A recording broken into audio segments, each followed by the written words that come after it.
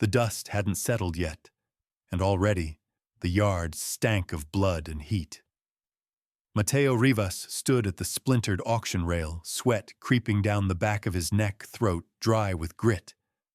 Around him, the crowd of ranchers buzzed with the same hunger he'd seen in starving coyotes, eyes hard mouths, laughing too loud. A horse's scream rang out as it was yanked hard on the bit hooves, kicking up clouds that stuck to men's boots and lips and skin. He hated being here. But his ranch was limping, two horses' lame fence lines, sagging debts whispering in every creak of the windmill. He needed muscle. He needed hooves. He didn't need this. The auctioneer's voice cracked like a whip. Next lot, 2 bay geldings, fair shape. Sound enough if you ain't picky. The horses were let out ribs like ribs of old wood under worn hides. One favored his left foreleg slightly. Mateo narrowed his eyes. Nothing fatal, just neglect. He counted the coins in his pocket again. Not enough for pride, but maybe enough for survival. $10, someone hollered. 12, barked another. Mateo weighted hands in his pockets, jaw clenched. He wasn't about to get into a bidding war with men who thought show was strength. He watched the horses' eyes instead. The way they flared at the noise, the way the ears tracked movement. They were still alert. Still trying. 14 and a half, a round-faced man shouted drunk on the sun and his own voice. Mateo raised his hand. 15. The auctioneer grinned, teeth yellow as cornmeal. 15 from the back. Going once, twice, sold to the man with the hat and the scowl. A few men chuckled. Mateo didn't. The gavel slammed down, and hell, the auctioneer added with a sneer. We'll throw in the woman, too. The laughter rose instantly, ugly, barking mean. Mateo blinked. What? From the far side of the ring, a figure was dragged forward, barefoot wrists bound in front with rough rope. Her dress was torn, streaked with dust and something darker. Her head was down hair, hanging in a tangled curtain that moved with the wind, but never enough to see her eyes. Came in with the horses, the auctioneer shrugged. No name. No papers. Don't speak, don't work. Tried her in the kitchen, but she just stood there. A tall man near the corral spat and grinned. She's dumber than the damn horse. More laughter, cruel, relaxed, safe in its own power. Mateo felt it like a bruise forming, like the slow pull of something heavy on the heart. He didn't move, just watched the way her shoulders didn't flinch, how her spine stayed straight even as the auctioneer yanked the rope forward and she stumbled, catching herself before falling. She ain't worth feeding, someone muttered. Didn't charge you for her, the auctioneer said to Mateo. She's a gift. Take her or leave her. I'll take her, a voice said low and slicked 2 men down the rail. $2 just for the trouble. Mateo turned slowly. Virgil Zayas. Big, sweating, sharp-eyed. Son of a gambler, friend of no one. He was already licking his lips. She's not yours, the auctioneer warned. If Rivas don't want her, Virgil said he should say so. The woman's fingers curled at her sides, small, controlled. That was the only movement she made. Mateo's voice came out steady. Untie her. The yard went still, like a dog mid-snarl, suddenly realizing the prey had teeth. Virgil shifted. Now hold on, I said, untie her. Mateo didn't raise his voice. Didn't need to. The auctioneer's eyes danced between the 2 men. His grin faltered. Go on, cut her loose. A kid with a belt knife stepped forward, sawed through the rope. It frayed, then snapped. The woman's hands dropped. She didn't rub the burns. Didn't run. Just placed one hand against the nearest gelding's neck and stood there breathing like she'd just emerged from the deepest part of a river. This is foolishness, Virgil called after Mateo. You're dragging home a ghost. Mateo took the reins of the horses and walked. He didn't look back. Behind him he heard the whisper-soft tread of bare feet on hard-packed earth. They were half a mile down the road before he stopped. The canyon winds were quieter here, and the smell of manure and sweat from the yard had faded into sun-warmed sage and distant thunder. He turned. She stood a few paces back still as a fence post arms at her sides. "You don't have to follow me," he said. "I didn't buy you. I don't own you. You can go wherever you want." Nothing. She didn't move, didn't blink. Mateo looked at her hands. Torn knuckles, blisters, nails broken and crusted with dirt. But the bones underneath were delicate, precise. She had the hands of a woman raised around ink and paper, not cattle. "Can you speak?" he asked. No answer. He sighed and turned back to the road. "There's a bunkhouse, 4 hours east. You can stay one night. Then you decide." For a moment, nothing. Then barely she lifted her head, just enough to look him in the eye. He saw it then. Not brokenness, not emptiness, but a watching, calculating mind, sharp as a nail, quiet as a coiled snake. She stepped forward. They walked in silence, the road stretching ahead like a promise with a cracked spine. By the time they reached the ranch, dusk had begun to climb over the mountains, painting the valley in bruised purples and fire-washed gold. Mateo watered the horses. She waited. He nodded toward the bunkhouse. Stove inside, water barrel by the door. "I'll bring food." She said nothing, walked past him with her eyes on the dust. The door clicked shut behind her. Not hard, just final. He stood there a while, hat in his hands, trying to remember if mercy always felt like this. A weight, a reckoning. Then he went inside and fixed a plate of cold beans, bread, and beef jerky. Left it on the bunkhouse step. He didn't sleep easy that night. Every time he closed his eyes, he saw the rope around her wrists. Or worse, the way no one in that yard had seen anything wrong with it. Just before dawn, he stepped outside. The bunkhouse door stood open. She was kneeling by the corral, hammering a rail back into place.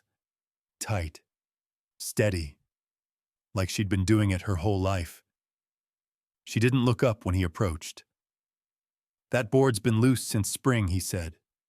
Another nail, another clean strike. "You don't have to do that." She paused, set the hammer down. Then she spoke. "The hinge on your barn door's rusted through. It'll fail within the week." Mateo's heart caught in his chest. Her voice was clear, low, polished. She'd been watching everything. He looked at her face, full in the light now.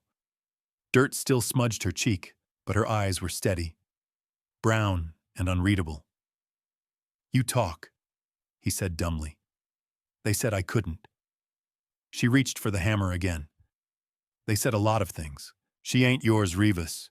And she sure as hell ain't free." Mateo turned his head slowly, hand still resting on the corral post, sweat drying against the back of his neck. Virgil Zayas stood at the edge of his yard, like he owned the dirt thumbs hooked in his belt face, carved out of sweat and arrogance. "I didn't say she was mine," Mateo replied, keeping his voice even. "I said she wasn't yours." Virgil spat a stream of tobacco into the dust, the brown stain crawling across the dry ground like a roach. "The way I heard it, you walked out of that auction with 2 nags and a ghost. Thought maybe you didn't know the kind of trouble you were dragging home." Mateo didn't answer right away. Behind him, the screen door to the bunkhouse creaked, then clicked shut. He didn't need to turn to know she was watching from the window. Lena, if that was even her real name, hadn't spoken again since the fence post, but she hadn't stopped moving. Fixed a second rail, drew water from the barrel like she'd lived there for years. Ate every bite he brought her without flinching. He hadn't seen her sleep. Virgil took a step closer. That woman's got a price, Rivas. Might not be in coins, but it's there. Mateo stepped forward, slow, deliberate. You send in another wire? Virgil's smirk twitched. Don't need to. Man sees something valuable going to waste. It's only right he speaks up. You speak up one more time on my land, and I'll make sure you leave quieter than you came. Virgil's hand hovered near his belt. Not on the pistol. Not yet. But close enough to cast a long shadow. The horses behind Mateo stirred. Then the bunkhouse door opened again. She stepped out barefoot, still covered in dirt, eyes unreadable. Her hair was bound now tight at the nape. Her sleeves rolled, hands raw but precise. She didn't say anything, didn't move. Virgil looked at her and grinned. Well, now she does clean up, don't she? I could find a use for her. Mateo didn't say a word, just moved forward one step and stopped. Sometimes silence has weight, and sometimes men know the difference between a man bluffing and a man done being quiet. Virgil stared at him for a long moment, then laughed. You always were good at picking up stray dogs. Guess now you're collecting people too. He turned, walked back toward his horse spit once more into the dirt. She's still not yours, Rivas. And when the right man comes asking, you better know what side of the wire you're standing on. The hooves clopped off down the road. Mateo waited until the sound faded into the stillness of the morning. You shouldn't have come out, he said, turning back toward the bunkhouse. Lena stood at the top step, arms folded, expression unmoved.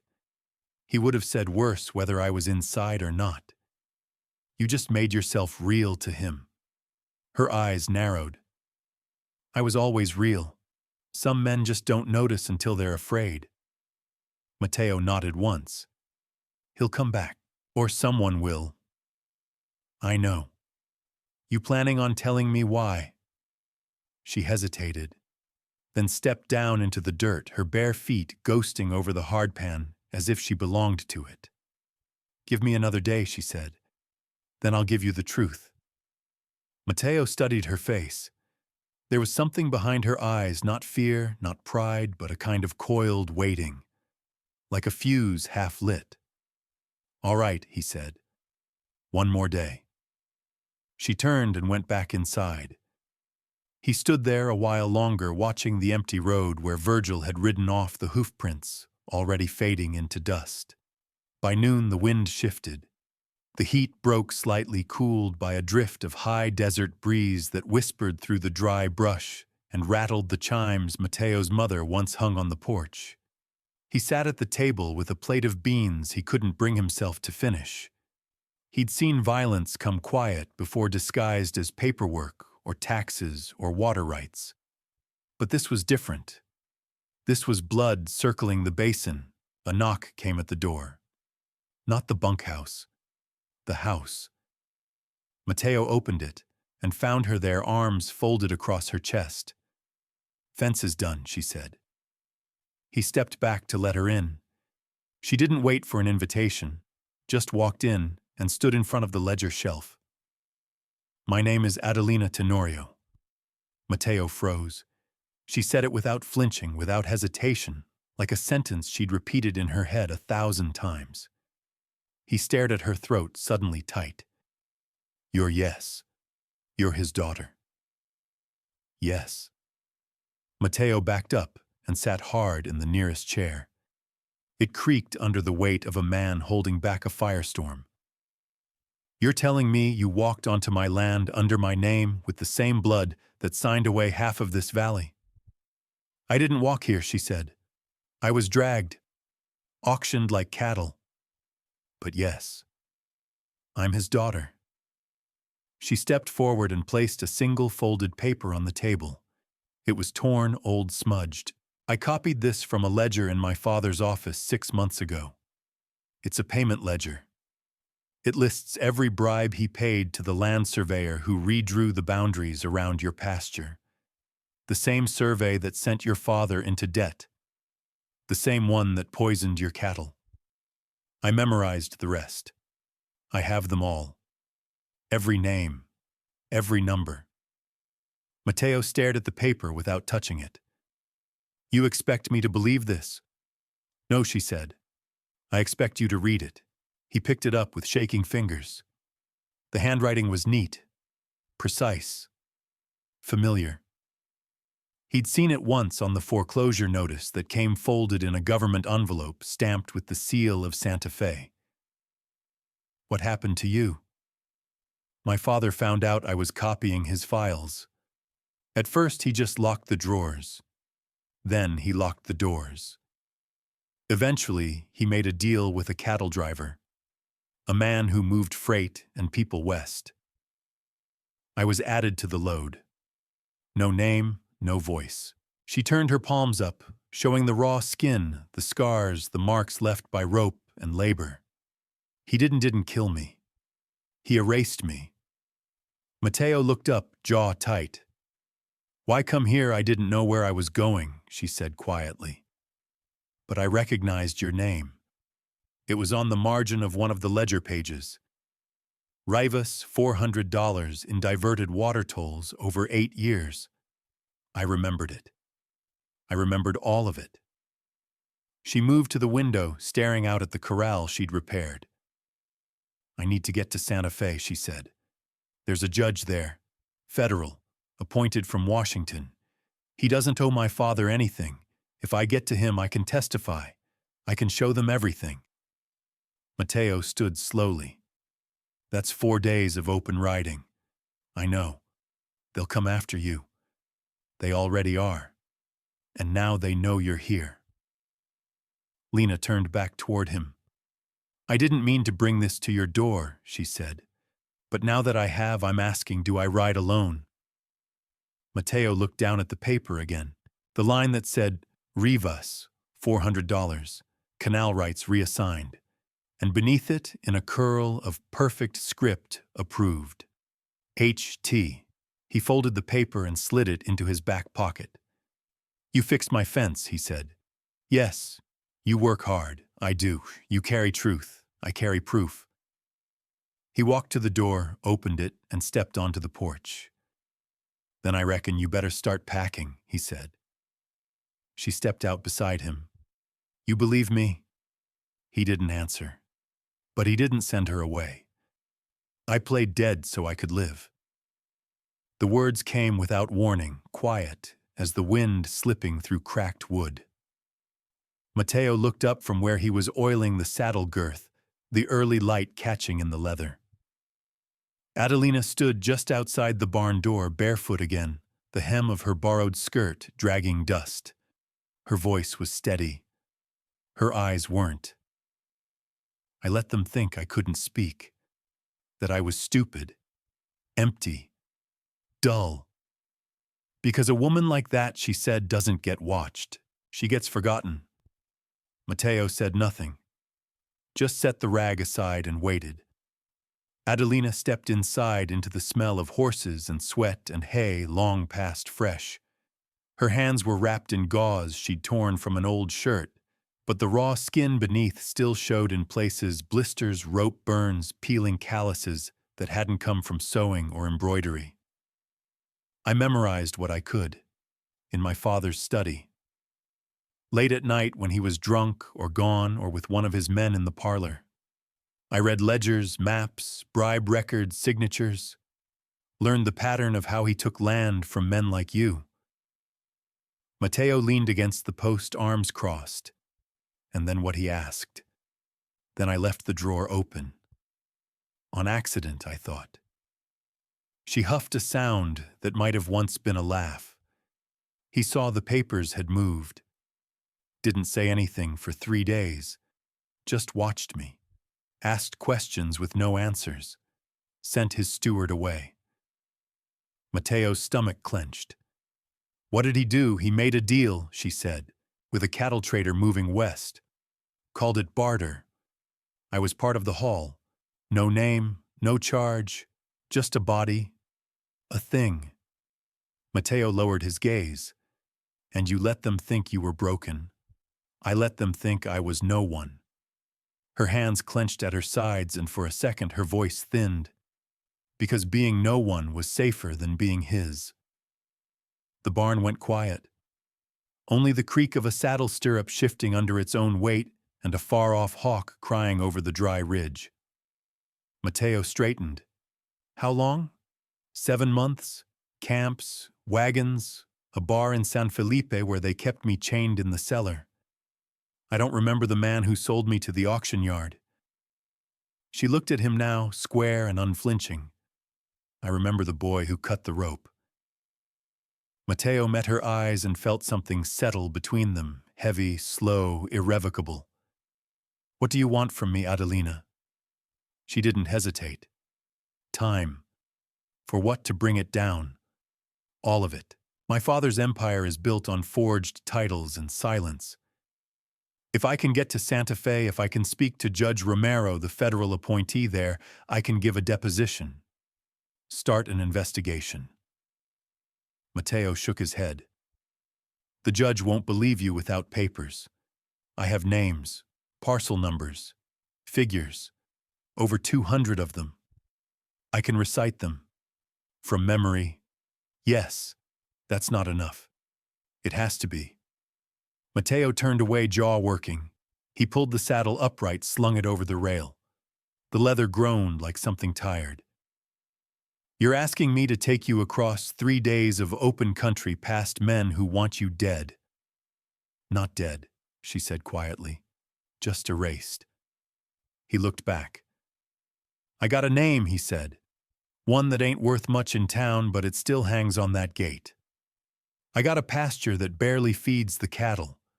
A roof that leaks a well that coughs more than it flows. And I got neighbors who smile in daylight and send wires at night. She stepped forward slow and firm, the dust rising around her like smoke. You've got a story people forgot to hear, she said. So do I. Maybe together they're loud enough. Mateo stared at her, long and hard. Then he sighed and pulled the saddle off the rail. You can ride. She nodded once. Pack what you need, he said. We leave by sunup. She didn't thank him, just turned and walked out of the barn, shoulders back, spine straight, like a woman already moving toward fire. Mateo stood there a minute longer, watching the dust settle in her wake. Together they're loud enough, he thought. It wasn't a promise. It was a reckoning. The rest of the day passed in a blur of preparation. Mateo packed beans, jerky a roll of spare bandages. He stripped his rifle, cleaned it twice, checked the gelding's shoes, rubbed down the second horse, the smaller bay, with a good heart and a bad temper. Adelina emerged near dusk, wearing a shirt of his mother's tucked into an old riding skirt he hadn't seen in years. It fit badly, hung strange, but she didn't complain. She braided her hair back, tied it with twine. I found an extra blanket, she said, and 2 tin cups. He nodded. You'll take the smaller gelding. He's wiry, but he'll hold. Does he have a name used to? I stopped naming things that could be taken. She said nothing, but the silence wasn't empty. Later, when the sky turned amber and the first stars blinked over the ridge, Mateo stood at the fence and watched the horizon. A rider approached. Not fast, not sneaky, but certain. Mateo's gut clenched. He recognized the lean sway in the saddle long before the face came clear. Damn it, he muttered. The horse reined up just outside the gate. Evenin' Rivas, Holt! Holt Dawson took off his hat and wiped sweat from his brow. His mustache was stained with tobacco juice. He leaned forward on the pommel like a man trying not to seem like he was listening too hard. Heard you brought something home from the auction. Mateo didn't answer. Holt's eyes drifted toward the bunkhouse. Town's talking. Virgil Zayas especially. Says you claimed property that wasn't yours. Mateo's hand drifted near the fence post, fingers curling loosely around a rusted nail. She's not property. She got a name, she's got rights. Holt whistled low. That kind of talk gets you watched. Mateo's eyes narrowed. You watching me, Holt? I'm warning you, quietly, like a neighbor should. Virgil send you, no one sends me. But I don't like seeing a man I've shared a whiskey with get caught in a trap. Mateo stepped forward, then spit it out. Holt's face changed slightly. He reached into his coat and pulled out a folded slip of paper. Wire came through last night. Virgil dictated it. Clerk told me after 2 drinks, mentioned a woman. No name, but enough detail to catch eyes. Who saw it doesn't matter. That telegraph will sing by morning. Mateo felt a chill crawl up his spine. Behind him, a shadow moved by the corral. Adelina stepped forward, slow and silent. Her face was blank. Cold. What did it say, she asked. Holt blinked. That a woman matching a certain description showed up with a rancher east of San Pedro. Might be worth something to the right people. Adelina's jaw tensed. Worth something. His words. Not mine. Mateo stepped between them. You done, Holt? Holt looked from one to the other, then nodded slowly. You've got maybe 2 days. 3 if they're slow. He turned his horse and rode off without another word. The dust hadn't even settled when Adelina said, We don't have 2 days. No, Mateo replied. We don't. She looked up at him. Then we ride at first light. He didn't argue. There was nothing left to say. The fuse had already been lit. Not all who follow your trail want to catch you. Some just need to know where it leads. The moon had barely risen when they rode out, just a pale silver coin behind the black stretch of ridgeline. The wind was restless, sweeping low across the basin and dragging the scent of heat-split creosote. Adelina's braid swayed between her shoulder blades as she rode, posture rigid but balanced. The gelding moved under her like he knew she wasn't born to the saddle but respected her for not pretending otherwise.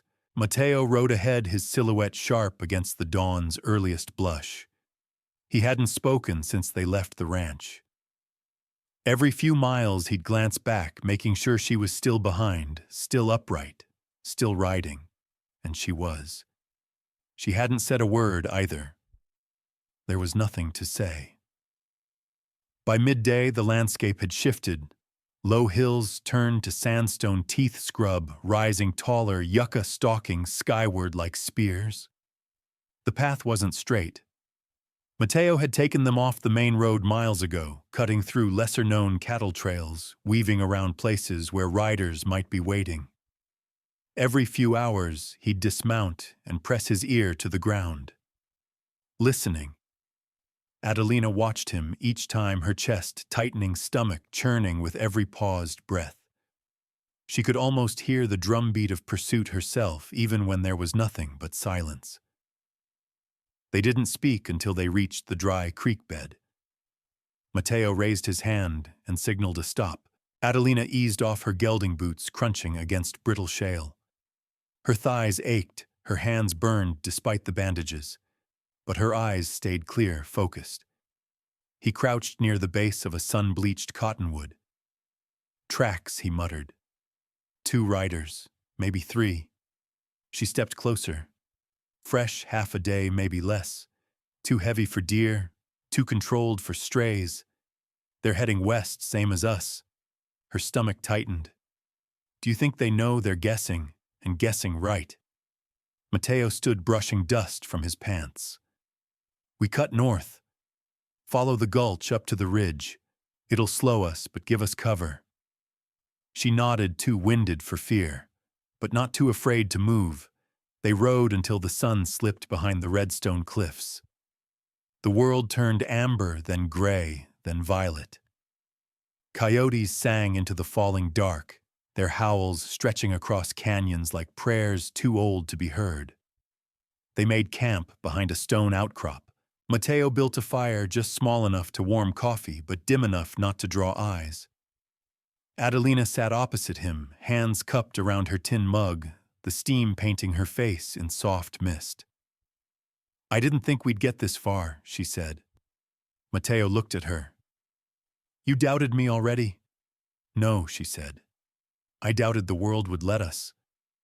He tilted his head, considering. I did too. She sipped quietly, then leaned back against her saddle roll. The stars were waking up, scattered across the sky like spilled salt. Her voice was soft when it came again. There's someone else you should know about. Mateo's brow furrowed. Who? His name's Elias, my father's accountant. Grew up poor like me. Found himself a fancy job and thought he was safe. But when he found out what the ledgers really said... She paused. He tried to burn them. My father caught him. Told the authorities he was drunk and had forged papers. They jailed him in Las Cruces. That was 2 months before he sold me off. Mateo's voice was quiet. You knew him. He taught me to count. Mateo looked away. The flames popped between them, casting flickers across her face. You think he's still alive? I think he's waiting for something to change. Just like everyone else. They lapsed into silence again. The fire crackled. Far in the dark, something moved, but it was small. A fox, maybe. Or a shadow too tired to hunt. Mateo tossed another twig onto the fire. When I was 15, he said my father took me out to a dying well east of Arroyo Blanco. Told me to watch while he tried to prime it. Said, a man don't wait for water to rise by prayer alone. You dig until your knuckles bleed, and then you dig more. Adelina watched him. Did it rise? Mateo shook his head. But the next season rain came, and the well held. She smiled faintly. You think this'll hold? His eyes met hers. I think we dig. They woke before dawn. Cold clung to the rocks, bitter as metal in the mouth. Mateo kicked out the fire and packed the gear. Adelina moved slower, her legs, stiff hands swollen from holding reins too long, but she said nothing. They rode hard all morning, pushing the horses faster than before, cutting through box canyons and dry arroyos where the wind spoke in tongues against the stone. By noon, the heat returned, brutal and dry. They stopped only when Mateo's gelding began to limp. He dismounted, ran his hands down the leg. Stone bruise, he muttered. We'll need to walk him slow for a while. Adelina offered water from her flask. He nodded thanks but didn't drink much. Just enough to keep his lips from cracking. That's when they heard it hooves. Far off, steady. 4, maybe 5 horses. They ducked beneath a rock ledge, breath held. The riders passed high above them, silent, fast-moving faces turned toward the west. One wore a red scarf. Another carried a rifle slung low across his back. Mateo counted to 100 before he stood. We're ahead of them. For now. Adelina adjusted the blanket over her horse. Her lips were dry. They'll circle. They always do. He pulled out the folded paper from his coat, her copy of the ledger. It was worn now, the ink smudged in places. You sure this is worth it? He asked. She looked him straight in the eye. If I die with it in my pocket, it was still worth it. Mateo nodded once, then tore the paper cleanly in half. Her eyes flared. What are you doing? He handed her one half, folded the other into his own vest. They'll kill us if they find it whole. Now they'll need both pieces. She stared at the paper in her hand, then tucked it inside her boot. I'm going to find Elias, she said. Mateo adjusted his saddle. Then we'll need someone who can get us into Las Cruces without raising dust. She frowned. Who? He met her gaze with something dark and unreadable in his eyes. My brother. The wind shifted, and behind them, the echo of distant hooves started again. Sometimes blood isn't kin, and sometimes kin isn't who you want it to be.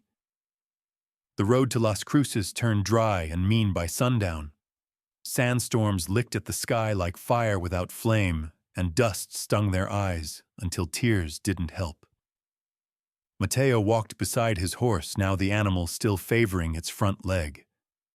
Adelina rode ahead, scanning every bend of the trail, every shadow cast by the sinking sun. The landscape spread wide, flat mesas, like the backs of giant hands pressed to the earth, sagebrush, clinging to dry soil, vultures circling above, as if something had already died. She hadn't asked any more questions since he'd spoken of his brother. But her silence was heavy with waiting. They stopped beneath a leaning butte where the wind died for a moment. Matteo pulled out a small tin of dried apples and handed a few slices to her. She took them, chewing slowly. "Your brother," she said finally.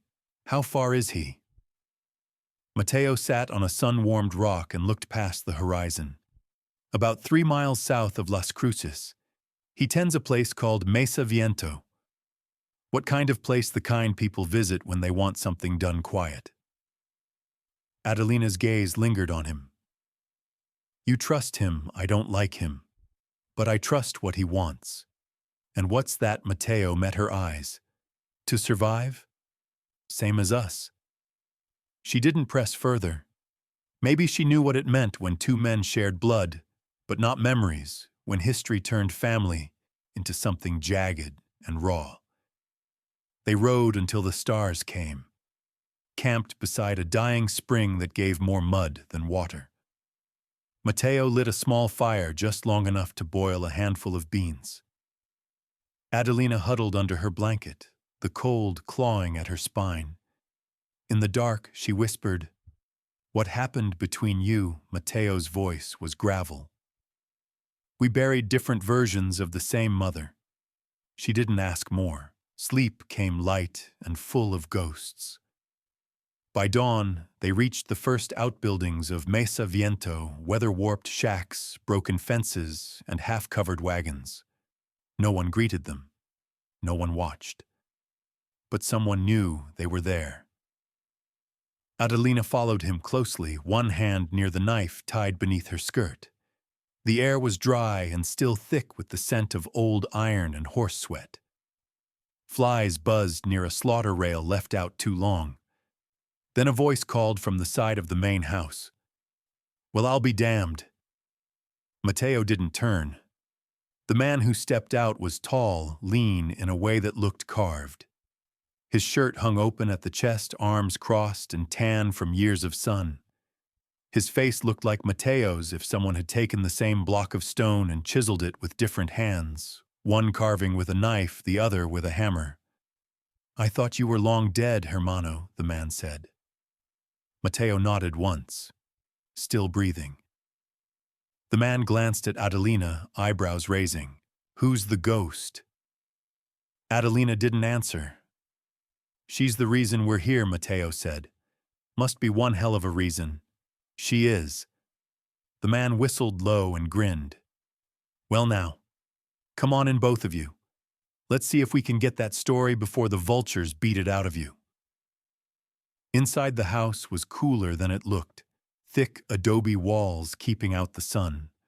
A woman with dark braids and a revolver at her hip offered water and bread without saying a word. Adelina took it carefully, nodding thanks. Matteo's brother sat at a long wooden table, poured mezcal into chipped glasses. The bottle had no label. "You got a name, señorita?" he asked. "Adelina." "Adelina what?" She looked at him sharp as glass. "That depends on who's asking." He laughed and clinked his glass against hers. "Fair enough." Matteo stayed standing. "We need to get into Las Cruces quiet. We're being followed. By who? Men working for my father," Adelina said. "One of them wears a red scarf. The other carries a long rifle and doesn't smile." The man's grin faded. "Virgil Zayas and Redo Garnett. I know 'em. Worked jobs out of Bernalillo. They cut tongues and write poems about it after." Adelina stared. "Poems," he shrugged. "Ugly men always want to sound smarter than they are." Matteo leaned forward. Can you get us in? The man drained his glass. I can get you close. There's an arroyo that feeds into the old mission on the east edge. You slip in through the priest's tunnel, come out near the courthouse. But if they've got eyes in town, we'll take the risk, Mateo said. Adelina's voice was colder. We don't have time not to. Mateo's brother stood his eyes, finally serious. You still riding for justice, hermano? I'm riding to end something. He nodded slowly. Same as always. Outside, the wind had changed again, carried with it a scent of horses too many for silence. Adelina turned her head. They're near. The man reached under the table, pulled a carbine, and tossed it to Mateo. You've got 20 minutes. Maybe less. Adelina adjusted her shawl, tucking her half of the ledger deeper into her boot. You coming with us? She asked. The man smiled. No, ma'am. I'm staying here to lie for you. She looked at him. Why, he winked. Sometimes blood's good for more than grudges. They left the back way through a gate hidden behind a curtain of hanging hides. Rode hard down a goat path that dropped into a dry wash, then followed the arroyo toward the rising shape of Las Cruces. The city shimmered ahead, like a mirage, domes and roofs glinting in the light. Adelina leaned low in the saddle. Mateo glanced back once toward Mesa Viento. Smoke had begun to rise behind them, and above it the sound of gunfire cracked once then again. Adelina didn't ask if he was dead. Mateo didn't offer to say. They just rode faster. Justice doesn't knock on the front door. It slips in through the cellar, dragging the truth behind it. The old mission loomed ahead, like a ghost walls half swallowed by the desert, the bell tower leaning as if in prayer. Mateo pulled his horse up just before the edge of the arroyo, dismounted, and guided the reins down the bank. Adelina followed, her breath thin, eyes sharp, despite the sting of grit on the wind. The arroyo was narrow here, dry as bone. Carved into its eastern wall, just beneath a tangle of saltbush, lay the tunnel mouth, a gaping black scar where the stone had been cut long ago. It smelled of moisture and mold of earth untouched by sun. Adelina slipped off her horse boots, crunching soft against gravel. Mateo lit a small lantern, the flame dancing low. It'll be tight, he said. Stay close. They led the horses in single file, ducking low beneath the crumbled arch. Inside, the air cooled sharply. The walls sweated salt. Far above, the city breathed unaware. The tunnel sloped upward, winding left, then right. At one point, a rat scurried across Adelina's boot. She didn't flinch. She was thinking of Elias. They hadn't spoken of him much since Mateo's brother died. The smoke had lingered in the air even as they galloped south, and though she'd never say it aloud, she'd felt the loss of that man, his half-smile, his guarded kindness. He'd lied for them, lied and died for them. She'd learned that kind of sacrifice young. She hadn't yet learned how to repay it. The tunnel opened behind the mission's crypt beneath a rotted plank. Mateo shoved the cover aside, let the horses out first, then helped her up into the narrow courtyard. Ivy clung to the walls. A fountain coughed in the center, its basin dry. They crossed into the street, unnoticed. Las Cruces buzzed with heat and noise, vendors shouting, wagons rattling over stone, children laughing somewhere behind thick adobe walls. The smell of chilies and old sweat soaked the wind. Mateo led her through back alleys and over narrow bridges until the courthouse rose before them, tall and square, like a promise no one quite believed in. A white flag fluttered from the balcony, a symbol of justice in a town that knew its weight, but not always its worth. Adelina straightened her collar, wiped dust from her brow. You sure he's here? Mateo nodded toward the west wing. The records room. They keep the ledgers there. Elias would know to hide near what he died for. They entered through the side past a cracked wooden door stamped with old government seals. Inside, the air was cool and still dust motes drifting like ghosts between the shelves. A man sat near the back, hunched over a ledger. Thin shoulders curled and hair shot with gray. "Elias," she said. He looked up. His eyes widened fear first, then disbelief. "Adelina," she crossed the room in 2 steps, dropped to her knees beside him. "You're alive." He laughed, bitter and tired. "Barely." Mateo kept watch by the doorway, scanning the windows. "I thought they'd sent you north," Elias said, "or buried you where no one would dig." "They tried." He stared at her.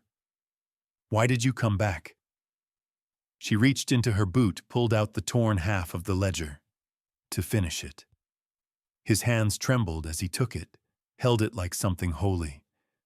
"You still have it. Mateo's got the other half." He turned toward Mateo, nodded once. "Smart." Adelina placed a hand on his shoulder. "We need your help. There's a judge. Crane. We were told he's the only one who hasn't sold his spine." Elias smiled without warmth. "Crane's old, stubborn, and cleaner than soap, but he won't take you at your word. Then we show him more than words." He reached under the desk and pulled out a small tin box, unlocked it with a rusted key. Inside were 3 more pages, ledgers detailing transfers, bribes, land contracts signed under duress. "Your father's sins," he said, writ in ink and blood. Adelina swallowed hard. "Then we give them breath." Outside, a shout cracked the silence. Mateo drew his gun. "They've found us." Elias stood. "There's a back exit. Old servant's path through the archives." "Go," Mateo said. "We'll hold them off." "No," Adelina snapped. "We stay together." Mateo glanced out the window, 2 men in red and black moving through the street, rifles drawn. "They'll surround us," he said. "Then we move now." They slipped down the narrow corridor, Elias leading them past file cabinets and forgotten court orders. The servant's path was barely wide enough for one, the walls pressing in like fists. They emerged into a carriage lot behind the courthouse where a single wagon sat unattended. Mateo took the reins. "We head north, toward the judge's estate." Adelina helped Elias up, then swung in beside him. As they pulled into the alley, gunfire rang out. A shot split the side panel of the wagon inches from Elias's ribs. He ducked, swearing. Adelina drew her pistol, fired once toward the rooftops. Someone screamed. "Faster," she hissed. The wagon flew down cobbled streets, wheels groaning, dust flying behind them like smoke. Mateo didn't stop until the town's edge gave way to open hills. Ahead, the silhouette of a large ranch-style house rose against the sky. "That's him," Elias gasped. "That's Judge Crane." Mateo slowed only as the iron gate came into view. He leapt down, banged the brass knocker with the butt of his pistol. A butler opened it, startled. "We need the judge." "Now," Mateo said. Sir Adelina stepped forward, eyes burning. "Tell him it's about the land, about the lies, and about the people buried for knowing too much." The man stared at her for a beat longer, then turned. They stood silent on the porch, the wind cooling sweat on their necks. Then the door creaked open again. An old man appeared, tall, white-haired eyes like frost-bitten steel. "Bring them in," he said, "and lock the door behind you." When truth walks into a room dressed in blood and dust, even the liars sit straighter. Judge Silas Crane's study was lined wall to wall with books bound in leather and sorrow. Heavy velvet curtains muted the last light of day, and the room breathed with the slow hush of a place where decisions had once changed fates. A fireplace glowed low behind him, the only warmth in a room built for cold reckoning. He didn't offer them seats. He simply stood by the hearth, one hand on a silver-headed cane, the other holding a letter opener that looked more ceremonial than sharp. His eyes moved slowly over each of them first. Elias pale and shaking, then Adelina dusty and defiant. Finally, Matteo silent and ready. "Show me what's worth dying for," Crane said. Adelina stepped forward and laid the ledger pages on a side table beneath a brass lamp. She spoke evenly without tremble or pause. "This is half of what my father did." Crane arched a brow. Which half? The half people whispered about. The half he buried with coin and bullets. He picked up a page, read it without hurry. Names, land transfers, money trails. Matteo crossed his arms. "Signed by your court's notaries. Stamped by seals you swore to guard." Crane didn't look up. "That," so Elias nodded. "I was there when some of it was drafted. I watched people sign things they didn't understand, or while their sons were held outside with guns to their backs." Crane set the page down. "I know what he is," he said finally. Adelina blinked. "Then why haven't you stopped him?" The judge's voice was dry as old cedar. "Because knowing ain't proof, and proof without power is a prayer on the wind." He walked toward the window and pulled the curtain aside. In the distance, the faint outline of Las Cruces flickered in the gathering dark. "He owns every sheriff from here to Durango.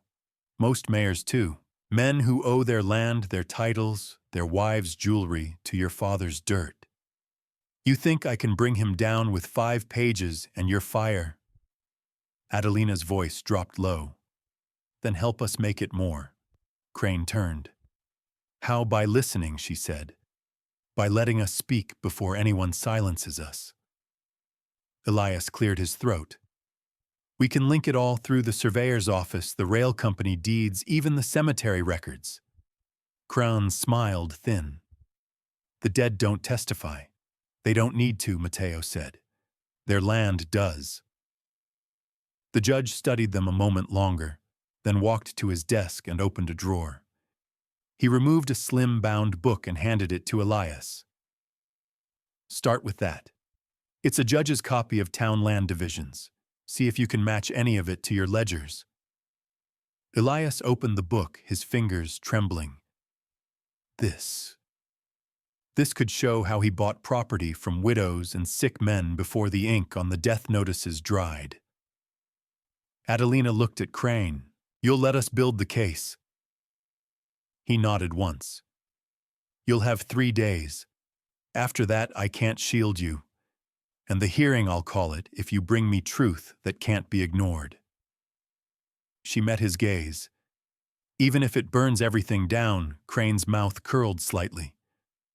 "That's how new ground gets cleared." The butler entered, eyes wary.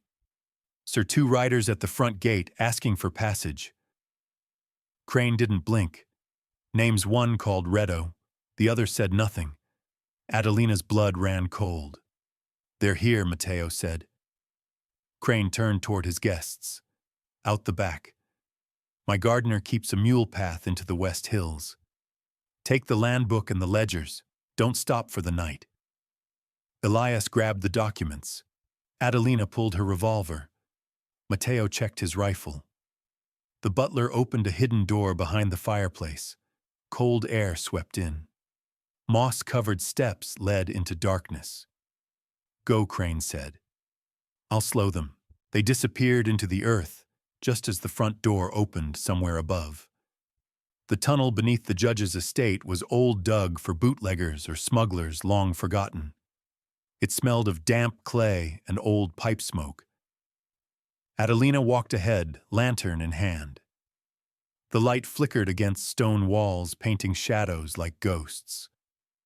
Behind her, Elias whispered, "He's going to die." Matteo replied flatly, "He knows." They emerged near the tree line just as moonlight broke over the hills. Far below, the judge's estate flickered with new lights. Voices echoed faintly, muffled by distance. Then came a single gunshot. Adelina didn't turn. They climbed through the dark until dawn kissed the ridges with pale gold. Near a cluster of mesquite trees, they found the small barn Crane had mentioned. Inside were sacks of oats, a water pump, and a buckboard wagon half covered in wool blankets. Mateo set about hitching it to the mules, while Adelina unfolded the maps Elias had pulled from Crane's drawer. She pointed to a spot near the old Pecos line. The cemetery there. It's where he started. Stolen land planted with the dead. Elias nodded. The graves were moved when the rail came through. Quiet, cheap, fast. Mateo climbed onto the wagon seat. Then we start digging. They set off toward the old rail yard, dust trailing behind them. The town's edge was still miles away, but the lines of power had already started to shift. Behind them, the judge's house stood quiet.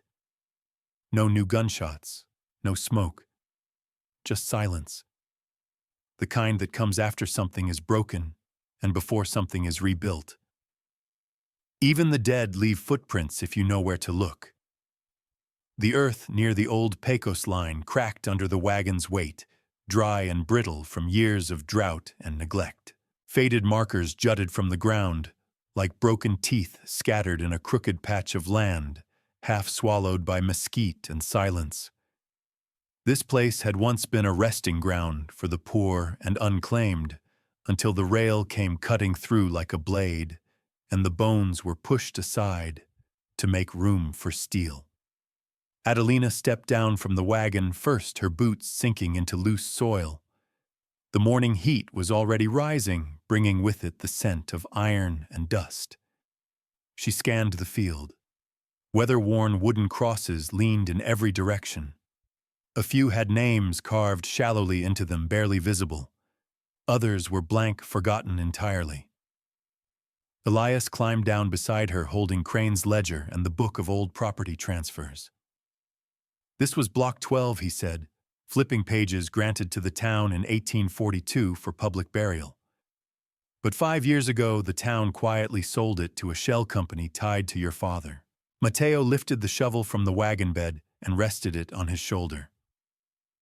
Let me guess, just before the rail survey was approved. Elias nodded. Exactly. Adelina squatted near one of the tilted grave markers. The name had almost vanished, but she could still read part of it, Marisol T. People were moved without notice, she said softly.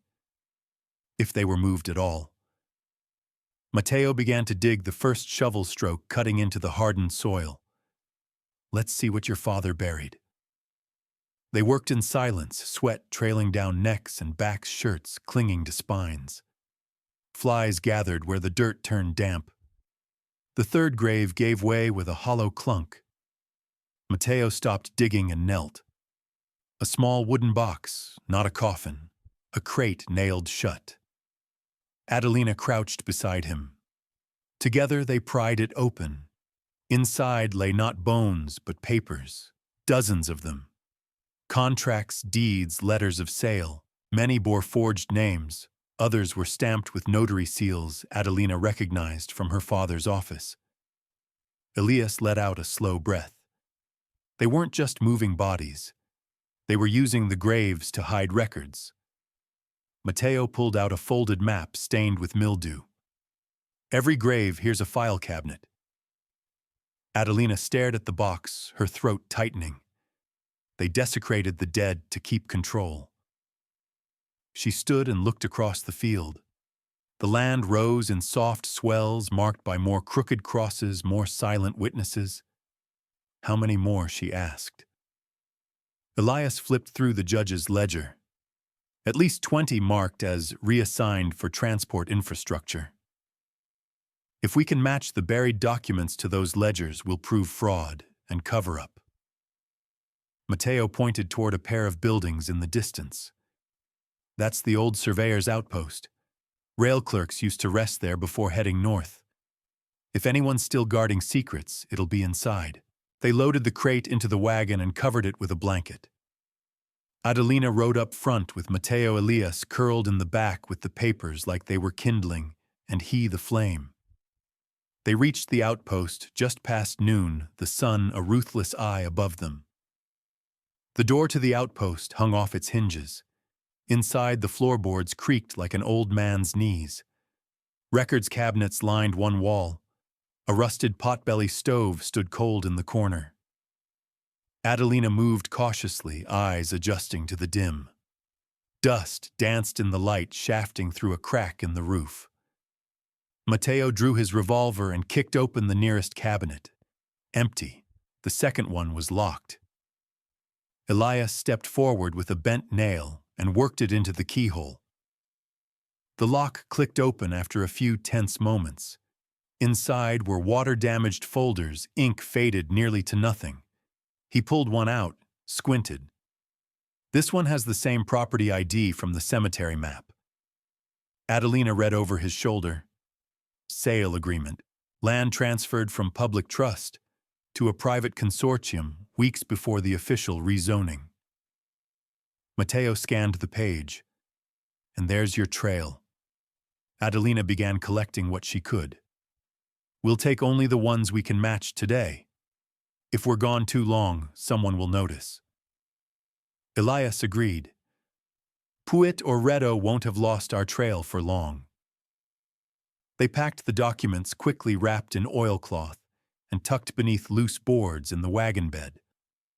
Mateo led the mules north toward the edge of Tres Cielos, a mining town where they might find a safe place to rest and copy the records. But as they rounded the last rise before the pass, Mateo yanked the reins and cursed. Ahead, 3 riders sat motionless across the trail. Dust rose in slow spirals behind them. The middle rider wore a red kerchief and a revolver tied to his thigh with rawhide. The leftmost had a long rifle slung over his shoulder. The third, silent and hunched, wore no insignia, just a flat-brimmed hat and a dark duster. Adelina recognized him immediately. Her stomach turned to stone. Redo. Mateo leaned close. We can't outrun them on this trail. Adelina's eyes never left the third man. Then we talk. They rode forward slowly. When they were close enough, Redo tipped his hat. Señorita Calles, he said, voice like broken gravel. Been looking for you. Adelina stayed silent. Your daddy sends his regards, Redo continued. And a message. He reached into his coat pocket, slowly pulled out a folded handkerchief, and tossed it toward the wagon. Mateo caught it. Blood. Dried and brown. It wasn't enough to be recent, but it was enough to make Elias wince. Redo smiled. He says if you keep digging, he'll keep burying. Adelina's voice came cold. Tell my father I'm not afraid of dirt, only of forgetting who's buried in it. Redo laughed. Suit yourself. He nodded once, and the riders turned their horses without firing a shot. They disappeared into the trees like shadows retreating at dusk. Mateo exhaled. Why didn't they attack? Elias frowned. They don't need to. They just want us to know they're watching. Adelina stared at the trail ahead, the wind tugging at her braid. Let them watch. The more they see, the less they can deny. She turned her eyes west. We're not stopping until every name, every stolen acre, and every lie sees the sun. Some towns aren't built from wood and stone, they're built from silence. Break it, and the whole thing shakes. The town of Tres Cielos sat in the crook of 3 hills, dry as bone and just as hollow. Once a mining boomtown, now it was a brittle husk of what it used to be, saloon doors hanging like loose teeth, streets baked in clay, and folks who'd learned long ago to mind their own business. But it still had one thing they needed: a telegraph office and a halfway honest notary. Adelina pulled her scarf tight as they rode down the main street. Eyes peered out from shaded windows. Mothers nudged their children inside. 2 old men on a bench outside the cantina watched the wagon roll by, saying nothing, but tipping their hats, slightly more caution than courtesy. They stopped behind the blacksmith's stable where the scent of iron and horses hung thick. Mateo unhitched the mules while Elias carefully lifted the crate of documents wrapped tight in a blanket. Adelina scanned the street. "We need a place with a clean table and a strong lock on the door," she said. Mateo gestured toward a stone building at the corner, its roof patched with tin and its shutters bolted tight. A rusted sign read, "Senora Cardona's Boarding House Meals Extra." She used to rent to prospectors, he said. Kept a Smith & Wesson in her apron. Adelina nodded. Let's hope she still does. The woman who answered the door was older than dust, her gray braid thick as a rope, and her eyes sharp enough to slice meat. She looked them over, sniffed, once then stepped aside. "I don't rent to trouble," she said, voice like creaking floorboards. "We don't bring it," Adelina answered. "You already did." "But the back room's open." They settled in quickly. Elias spread the pages across the table beneath the narrow window, sorting the ledgers, deeds, and maps into piles. Adelina sat beside him, fingers flying across a notebook cross-referencing properties owners and forged signatures. Mateo watched the door and loaded his rifle. By sundown, the evidence stretched across the room like a second skin. "There's enough here," Elias said, voice low. "If we send it to Judge Crane and he calls a tribunal, your father won't be able to bury it. Not without digging up the whole county." Adelina looked at the bundle of letters she'd written, one for Crane, one for a journalist in Santa Fe who'd once investigated rail corruption, and one for a former federal marshal now living quiet in the high desert. Each envelope was sealed, stamped, and bound in wax. Mateo took them. "I'll ride to the telegraph office. Send the dispatches and ask the clerk to hold the papers for the night train." Adelina caught his wrist. "Don't talk to anyone but the clerk. If you see anyone watching the street, circle back." He nodded. "You'll be safe." Adelina glanced at the rifle in the corner. "For now." Mateo vanished into the growing dusk. Inside the boarding house, silence stretched long. Elias lit a second lamp and pointed to a set of property deeds. "This tract runs right up to the floodplain. See the dates, sold to a dummy company the same week they announced the new dam project." Adelina's lips pressed into a line. He bought land he knew would be accidentally flooded, then forced a buyout. She stood, anger simmering beneath her ribs. People lost homes, livestock, whole orchards, and he called it progress. A knock at the door cracked through the quiet. Elias froze. Adelina crossed the floor slowly. "Who is it?" a gravel voice answered. "Cardona. You've got company." Adelina opened the door a sliver. Senora Cardona stood with arms folded, eyes narrow. 3 men asked if a woman with storm-colored eyes was staying here. One had blood on his shirt.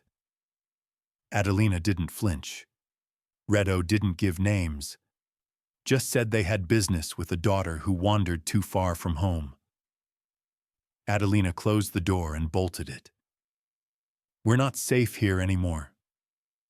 Elias began packing documents quickly. "Where do we go?" Adelina's eyes turned northward. "There's a mission in Los Mineros. Father Joaquin used to help folks hide from bounty men and worse. He'll shelter us until Crane sends word." Mateo returned just before dawn, his coat damp with sweat. "Dispatches are on the train," he said, breath short. "But someone followed me. Had to lose them by the creek." Adelina threw him his saddlebag. "We leave now." They saddled quickly, Cardona pressing 2 loaves of hard bread into Adelina's hands. "Ride like the wind owes you," she whispered, "and don't look back." They rode northeast along the ridge as sun cracked open the sky. Tres Cielos shrank behind them, swallowed by dust and heat. By midday, the trail narrowed into scrubland, thorns scratching at their legs, buzzards circling above. Mateo rode rear rifle across his lap. Elias carried the documents tied tight beneath his coat. Adelina rode ahead, eyes scanning the horizon for signs of the mission tower's white stone cross. They passed an abandoned ranch, its fences sun-bleached and broken. A windmill spun, slow, groaning in the breeze. As they paused for water, Elias looked up suddenly. Riders. Adelina turned. Far off but closing fast. 4 of them. Dust tails rising behind. Redo. Go, Mateo said, drawing his revolver. I'll slow them. Adelina stared at him. No. We can't outrun them all. She shook her head. We stay together. He didn't argue, but his grip tightened on the reins.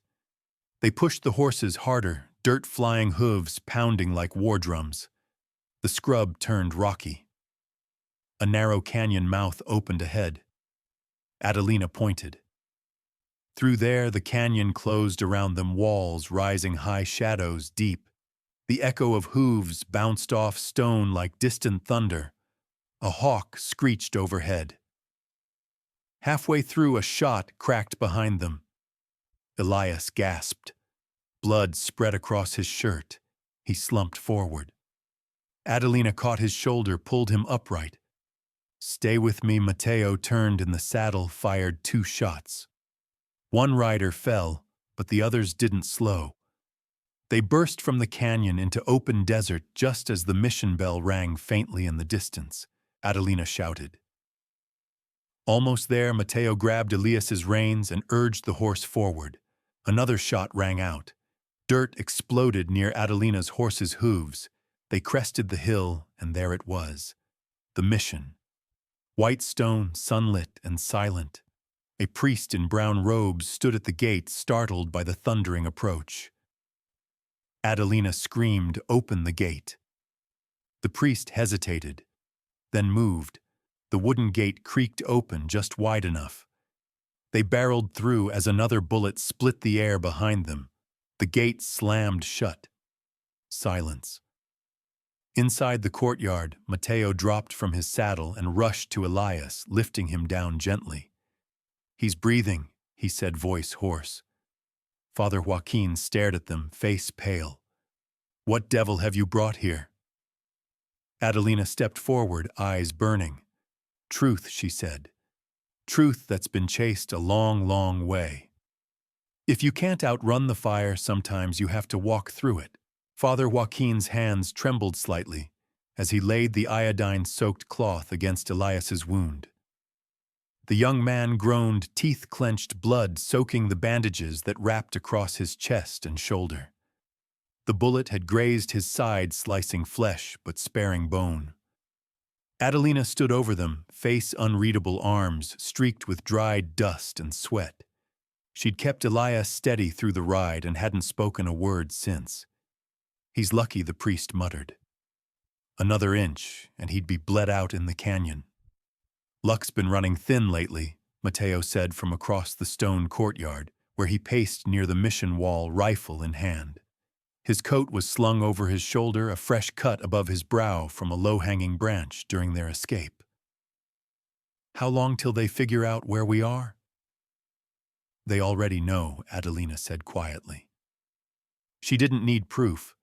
The way Redo had followed them so easily, it meant someone along their route had been feeding him every step. Maybe it was the telegraph clerk in Tres Cielos. Maybe it was someone inside the county office. But the trail wasn't clean, and there was no doubt they would come. The mission stood like a defiant ghost against the dry expanse of New Mexico land. Its adobe walls were thick and weathered, built a century before by hands that had long turned to dust. Inside the rooms were cool shadows, dancing on cracked plaster, wooden beams stretching over tiled floors, worn smooth by time and barefoot prayers. Father Joaquin moved with deliberate care as he finished bandaging Elias. His expression had changed since their arrival. There was wariness now, not just fear for them, but fear of what they brought with them, secrets wrapped in parchment, sealed in blood, and carried on the backs of exhausted horses. "You've brought ruin to my door," he said, as he washed his hands in a bowl of cloudy water. "I brought truth," Adelina replied, brushing a strand of hair from her damp forehead. You always said justice needed a place to rest. I'm asking you now, let it rest here just long enough to stand. The old priest looked at her tired eyes, searching her face. He remembered her from years ago, a child chasing lizards across the nave floor, a girl who asked about saints, not for salvation, but to understand their silence. He had never known her mother, only the shadow left behind, after the marriage that wasn't blessed, and the legacy of a man who cloaked sin in the language of salvation. You have until nightfall, he finally said. After that, I can't protect you. Even God turns his eyes when men come with guns.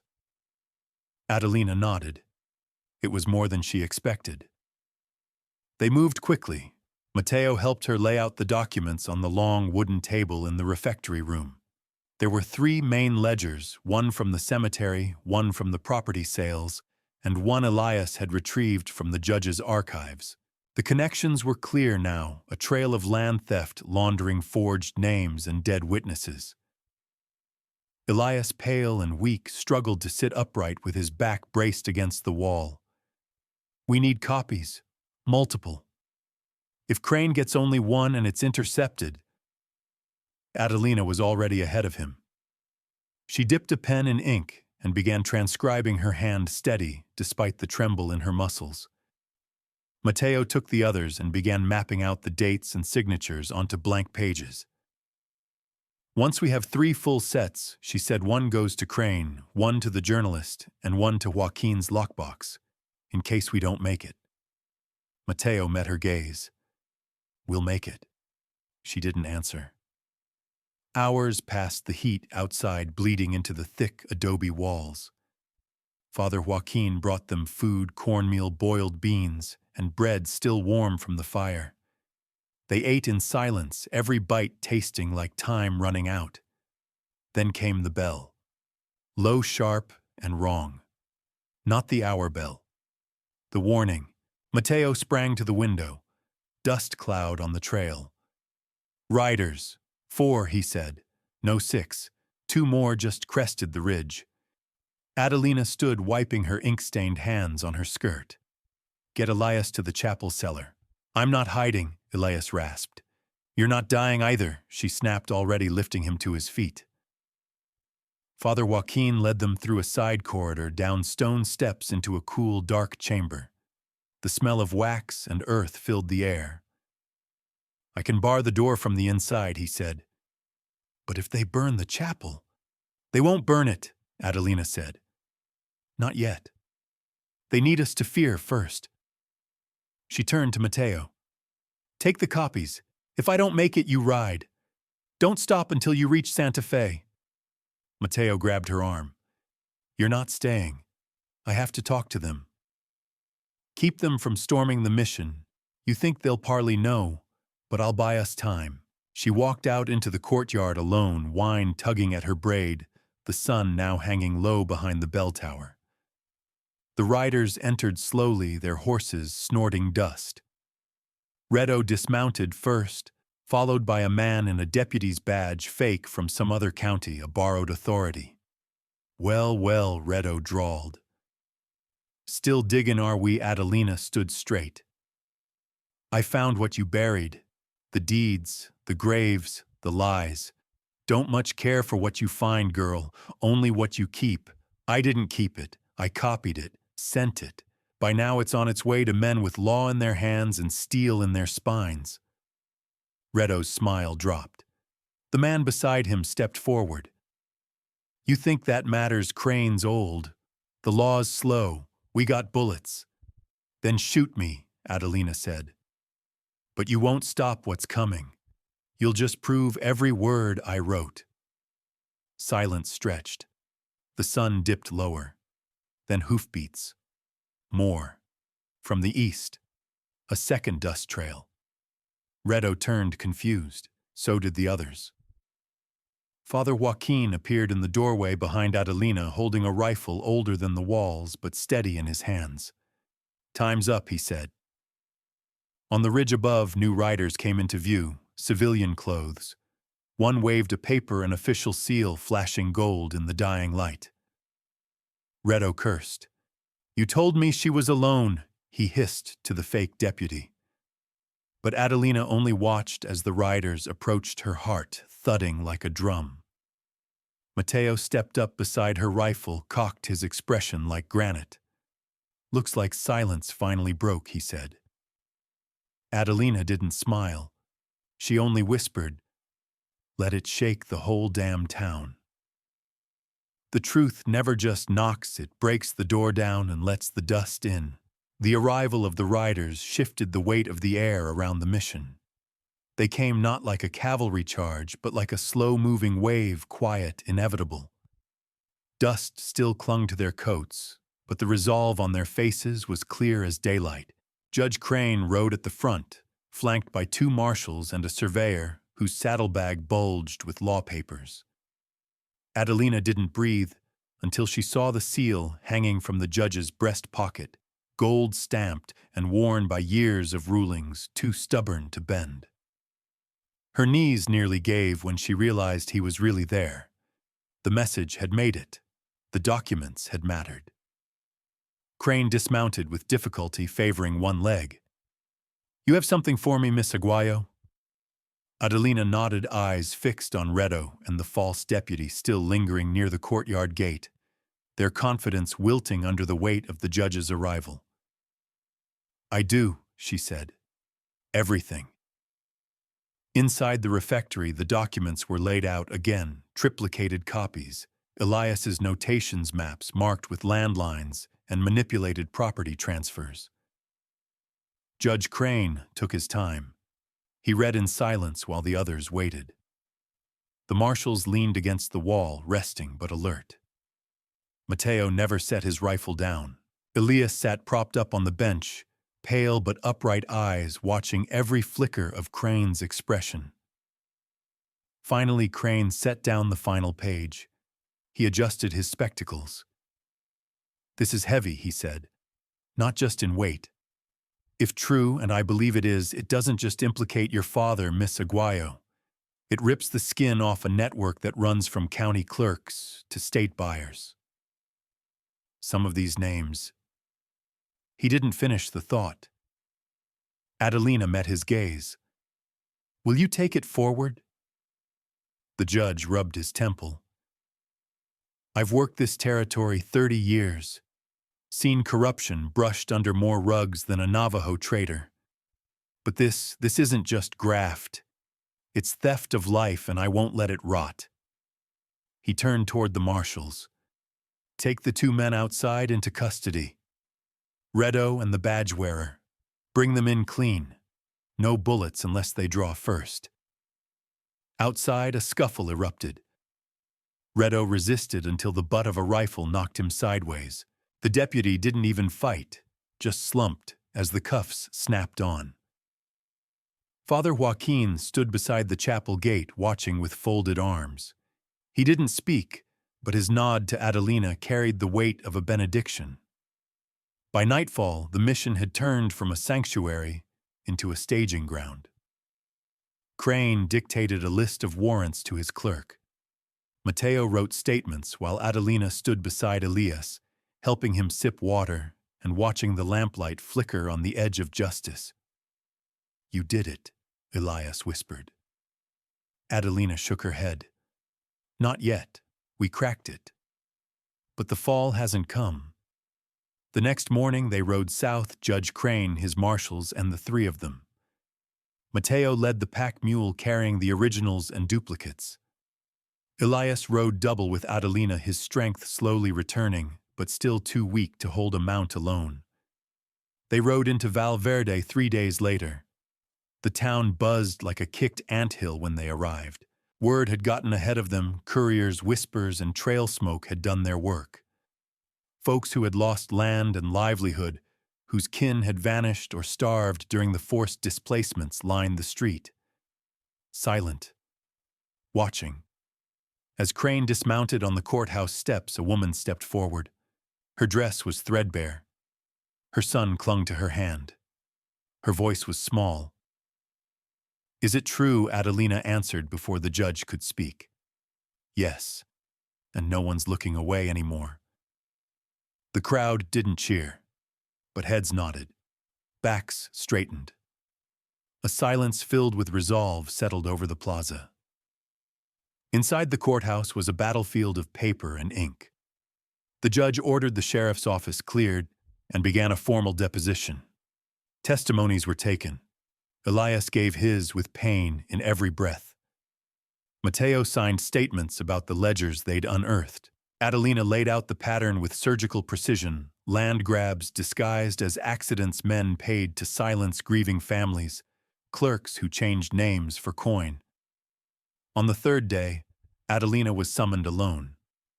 Judge Crane sat behind his desk, the room dim with mid-morning shadows. Your father, he said carefully, has friends in Santa Fe. High ones.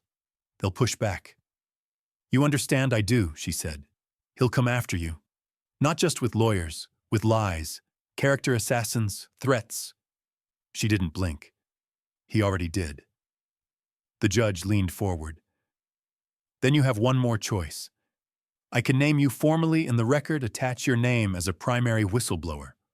Or I can shield your identity, use code names, protect you. Adelina shook her head slowly. I'll stand in my name, she said. He made it poison. I'll make it truth. Crane stared at her, something like admiration softening the lines around his eyes. You're braver than half the men I've tried to convince to testify. No, she said. I'm just done running. When she stepped outside, Mateo was waiting with a satchel in his hand. He handed it to her without a word. Inside were the last of the maps folded carefully. A note sat on top in Elias's handwriting. They tried to erase us. Let's redraw the lines. She looked up. Where is he? He rode north, Mateo said. To see what's left of his grandfather's land. Said he needed to stand on it before they tried to sell it again. Adelina clutched the bag to her chest. She thought about the floodplain, the orchards turned to mud, the gravestones with no names, and the old roads that didn't appear on any map anymore. I want to go with him. Mateo smiled faintly. I figured. They left the courthouse together. Outside, the townspeople had started gathering again, this time with questions, not just about trials, but about reclaiming their land, reopening schools, writing down names that had only been spoken in stories since the evictions. Adelina stopped at the steps. A little girl with hair like raven's wings looked up at her. Are you the lady who made the bad men go away? Adelina crouched beside her. I'm trying, she said. Will you stay here? Adelina paused, then said no, but I'll come back, and she meant it. She and Mateo rode out at dusk, the map bag strapped between them and the last light of day, turning the sky the color of embered ash. They didn't speak much. Words weren't needed. Not between people who had ridden through fire and come out the other side still breathing. Behind them, the dust settled slowly. But the truth didn't. It stayed. Like footsteps carved into dry earth, unerasable even when the rain came. The land remembers even when men forget it, holds the weight of every promise and betrayal. The old Cordero homestead sat in a shallow basin framed by sycamores and dust. Elias stood on the porch with a distant look in his eyes, as if seeing ghosts wander between the brittle fence posts and the dried-up irrigation ditches. The adobe walls still bore the wounds of time, cracked, flaking, and faded by the sun. A blue glass shard embedded above the door glinted faintly, a Navajo charm his grandmother once hung to ward off bad spirits. Adelina dismounted slowly, eyes sweeping the land. The house sat silent, weathered, but not broken. A few rusted tools leaned against the shed. A boot print, old and half scattered by wind, led toward the back corral. She said nothing. Neither did Elias. It was Mateo who finally broke the quiet. Thought this place burned in the raid 6 years back. It did, Elias replied. But my uncle came back. Tried to rebuild.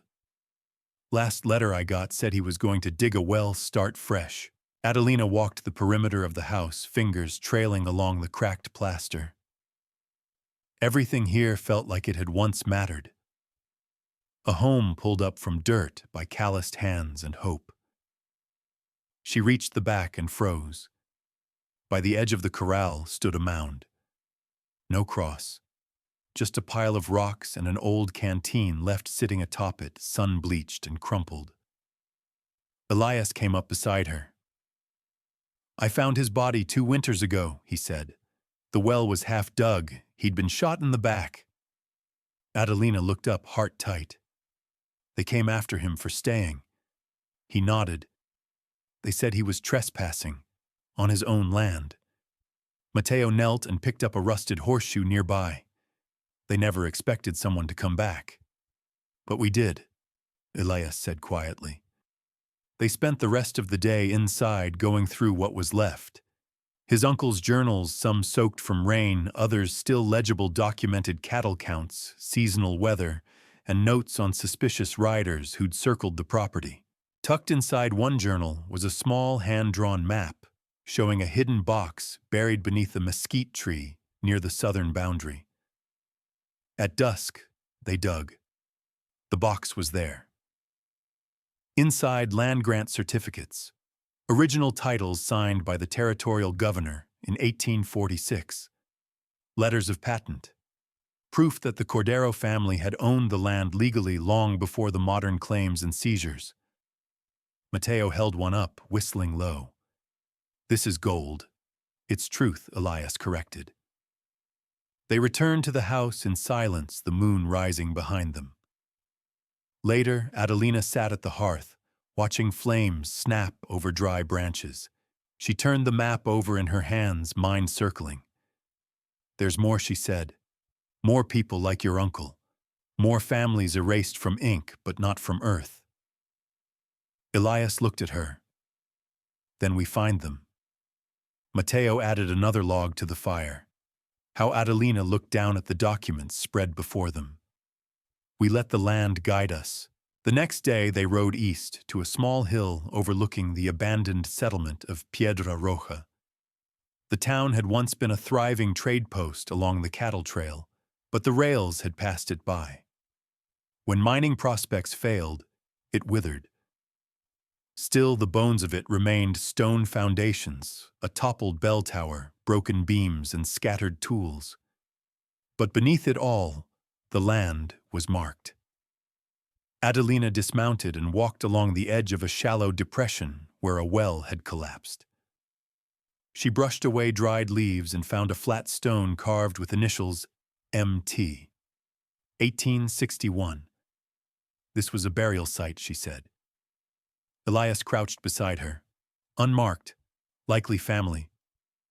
She ran her fingers across the stone, a lump forming in her throat. And if there are more markers like this scattered, we can build the map, Mateo said. Connect the places where families were driven out. Places where land changed hands too fast.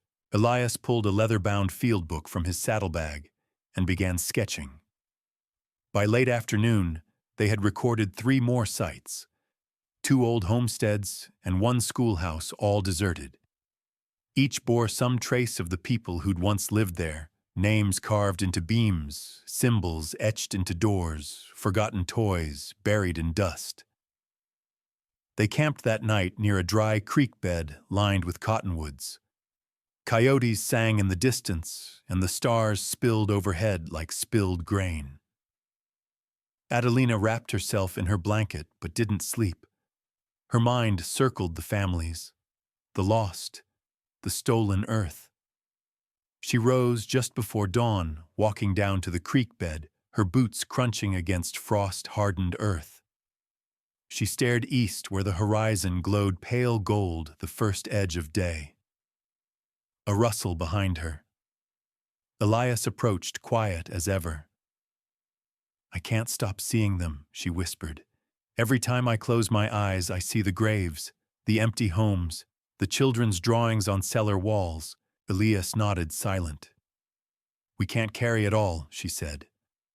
No, he agreed. But we can name it, and that's how it starts. They stood together, breath misting in the cold, watching the sun rise over the land that refused to forget. Later that morning, as they prepared to leave, Mateo returned from a scouting loop with news. There's a man, he said. Lives 3 miles north, off the old trail. They say he's half-blind, drinks like he's trying to forget, but used to be a land assessor. Adelina met his eyes. Does he talk? Mateo nodded. If you bring mezcal and patience. Elias packed the documents back into the satchel. Let's pay him a visit. As they mounted up, Adelina looked once more over the valley at the faint remains of Piedra Roja, at the hills that held more stories than stones. We're not just unearthing history, she said. We're digging up reckoning. I ain't blind to what I saw, just afraid no one else would dare see it too. The shack leaned like a drunk against the hillside, half covered by creeping brush and thornweed. Tin sheets patched its roof, and a curtain of tangled horseshoes clattered against the doorframe when Adelina knocked. No answer. She looked at Elias, who held the satchel close. Mateo stood guard near the horse's eyes, tracing the ridge. She knocked again, harder. Inside, something moved. A cough. Then the shuffle of boots on wood.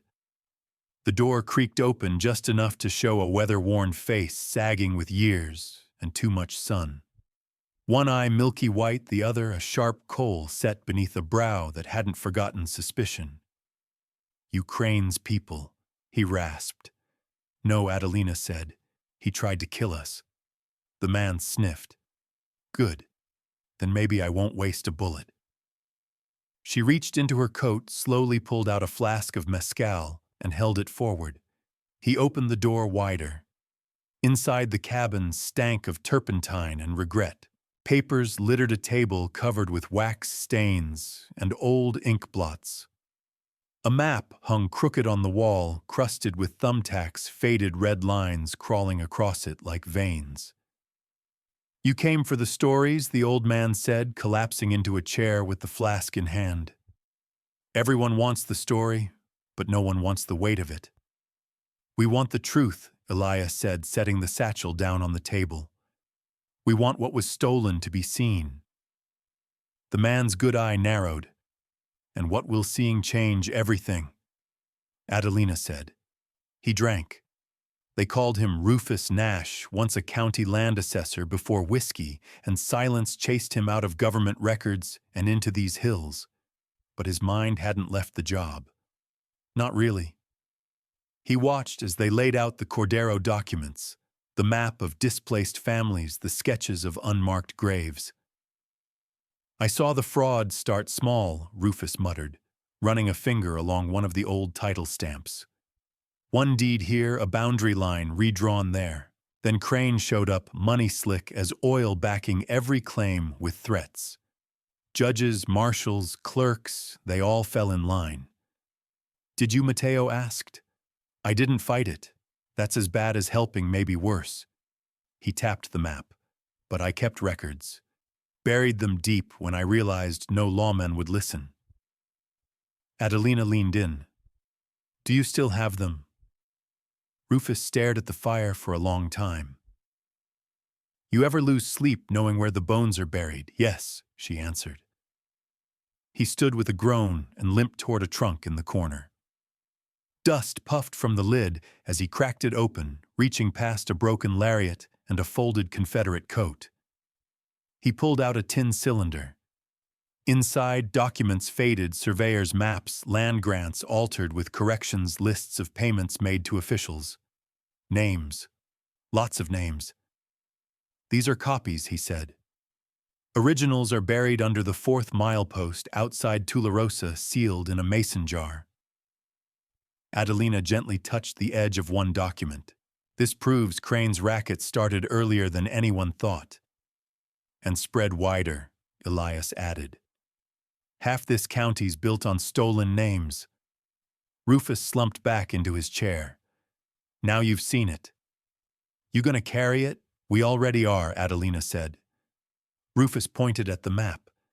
Then listen. There's a name missing from your list.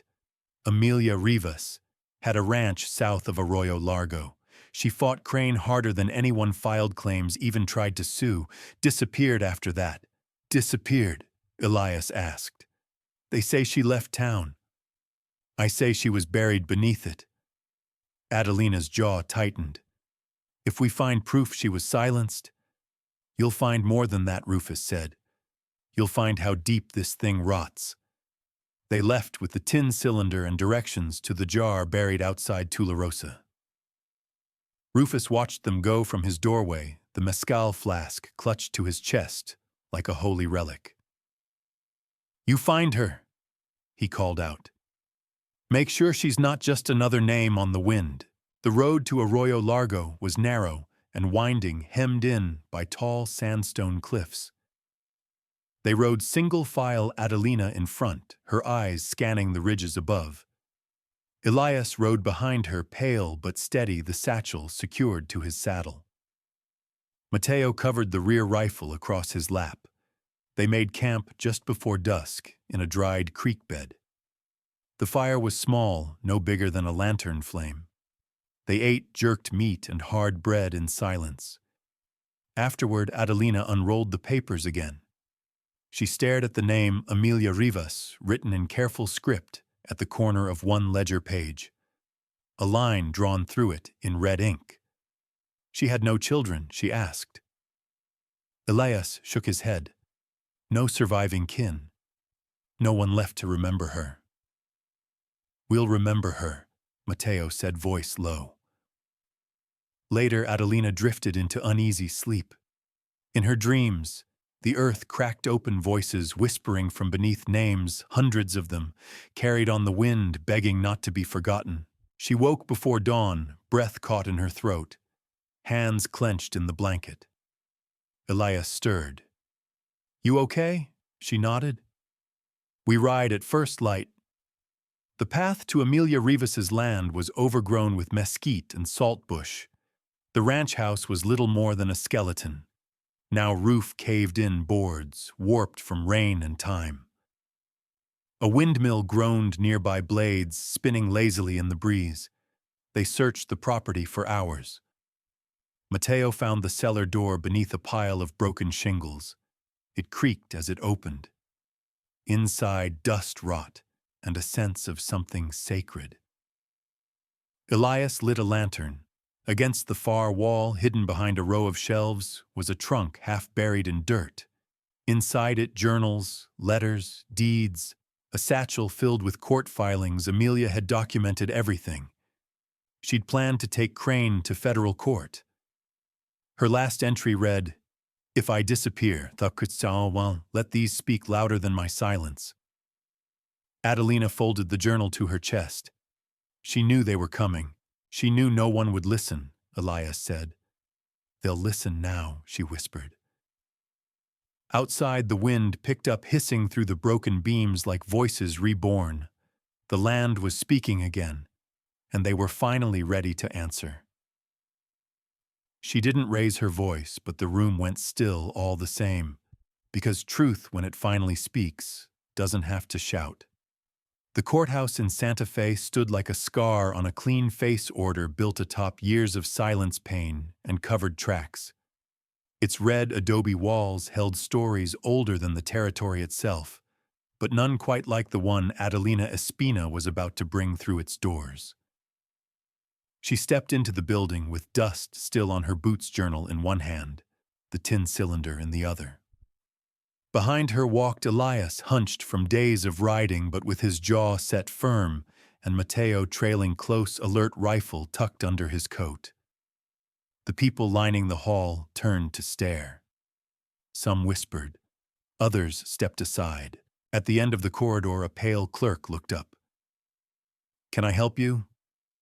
Adelina set the documents on the desk with a solid thud. "I need a hearing. Today." The clerk raised a brow. That's not how it works. You're going to want to read what's in there before you tell me that again."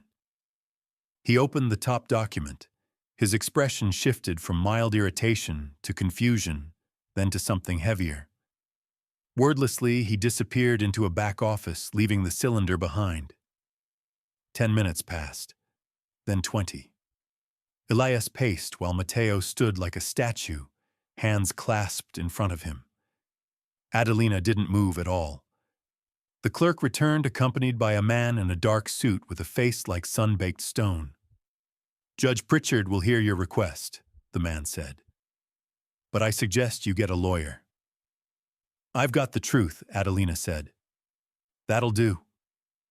The chamber was plain.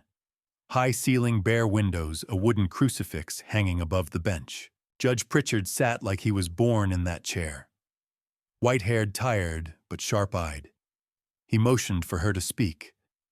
"Mrs. Spina," he said. "What brings you here with a tin full of ghosts?" She stepped forward, voice steady. "I come with proof of systematic land fraud, falsified deaths, stolen ranches, and buried lives. I bring the words of a murdered woman. I bring the names of families wiped from record.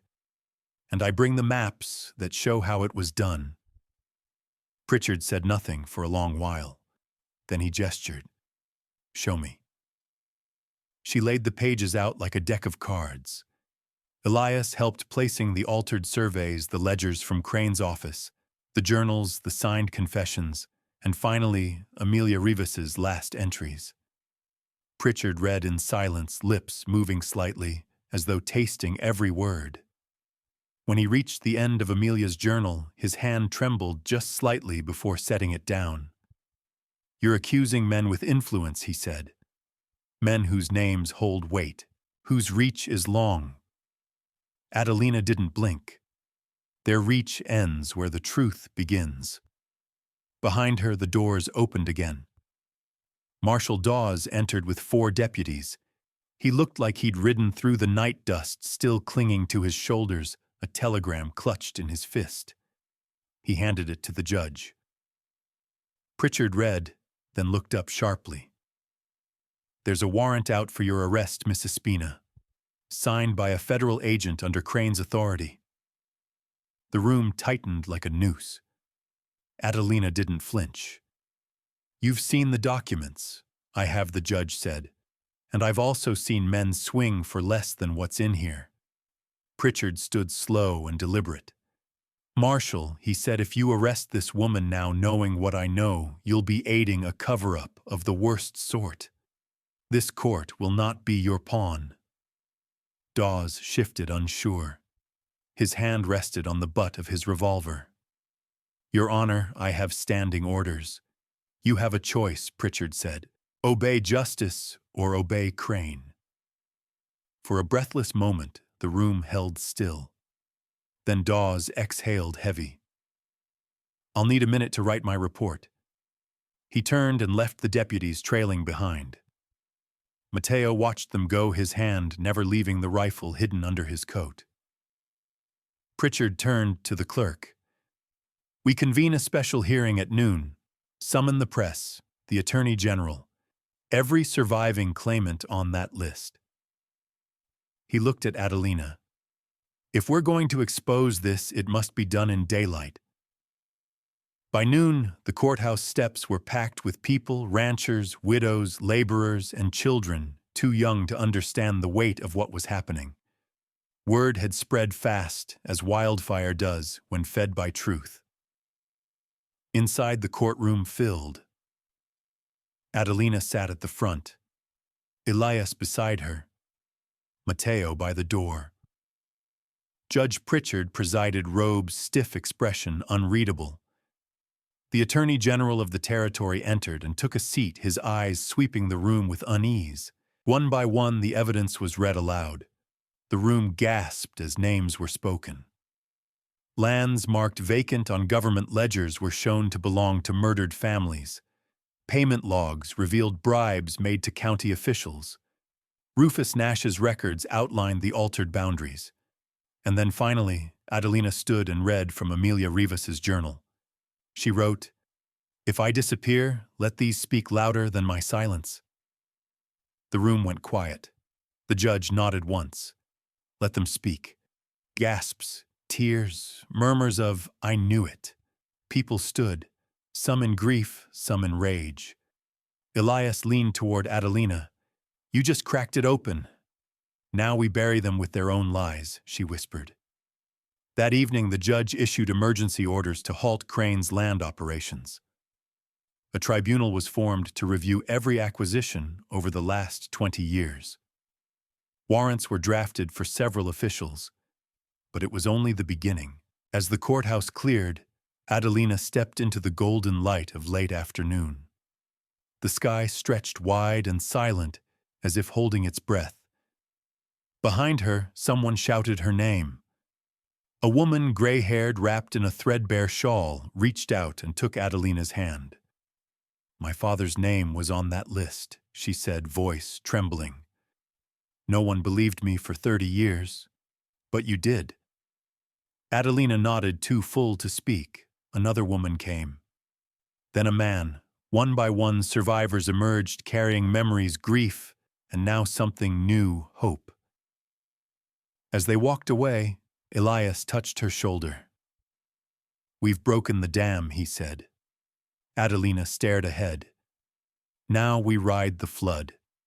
He was the kind of man who could stand in a storm and make you believe it was just a breeze, until you saw the wreckage he left behind. The storm rolled in fast over the Sangre de Cristos, low clouds sweeping the ridgeline like a dark veil. Wind battered the trees, bending cottonwoods to the point of breaking, and dirt lifted in sheets from the dry road into town. But Adelina didn't flinch. She stood at the edge of the porch of the old lodging house Judge Pritchard had offered her, watching the front line of Crane's empire begin to fray. Inside, a dozen folded letters sat on the table, sealed with the judge's authority warrants, testimonies, orders of seizure. But paper, as Elias had reminded her that morning, meant nothing if the people holding it couldn't stand behind it. She'd barely slept. Her back ached from weeks on the trail, and her mind ran circles through every detail, every name on the stolen deeds, every conversation with Crane's enforcers, every page of Amelia's journal. Truth had cracked open the door. Now came the part where power fought to slam it shut. A knock at the back door startled her. Mateo stepped in wet from rain, his hat dripping. They're moving. Crane's men, South Ridge Road, armed. How many too many to talk down, he said grimly. They've got wagons, fast horses, and one of those new rifles. They're heading straight for Judge Pritchard's cabin. She didn't hesitate. We ride. Elias met them outside, already saddled up.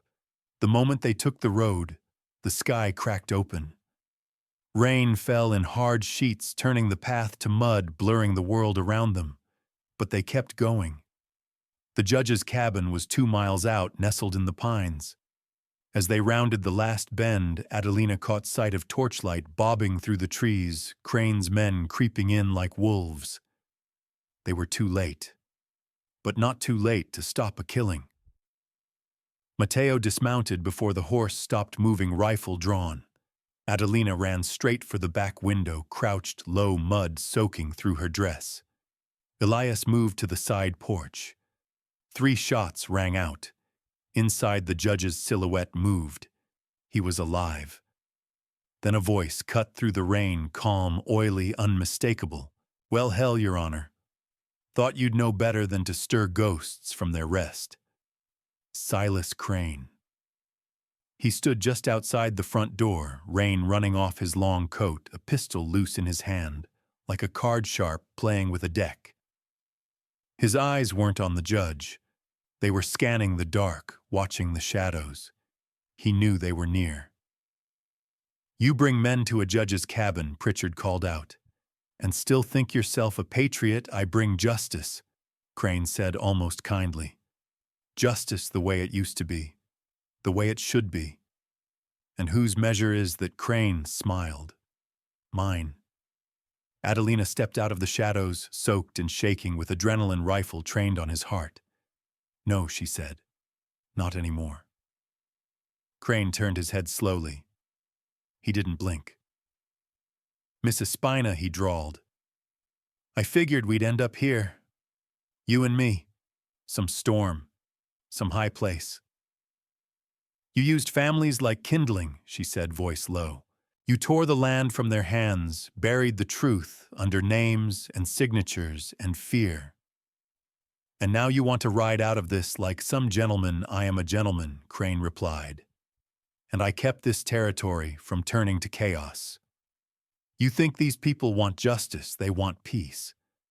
And peace," he said, "taking a step forward comes from knowing your place." She fired. The shot rang through the trees, tearing into the ground at his feet. He stopped cold. "You take another step," she said, "and it won't be a warning." His eyes narrowed. "You're not the law." "No, Judge Pritchard said," stepping through the front door, shotgun raised. "I am." Crane's men began to emerge from the shadows, some still holding weapons, others lowering them slowly as they realized the tide had turned. Elias had circled wide and taken 2 hostage rifles discarded in the mud. Mateo stood on the ridge, visible now, rifle aimed straight at the heart of the line. "You're surrounded, Silas," the judge said. "Lay down your arms." Crane didn't move.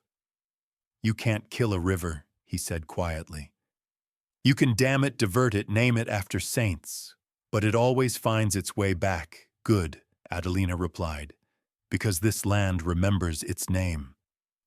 For a long moment all that moved was the wind. Then Crane dropped his gun. The rest followed.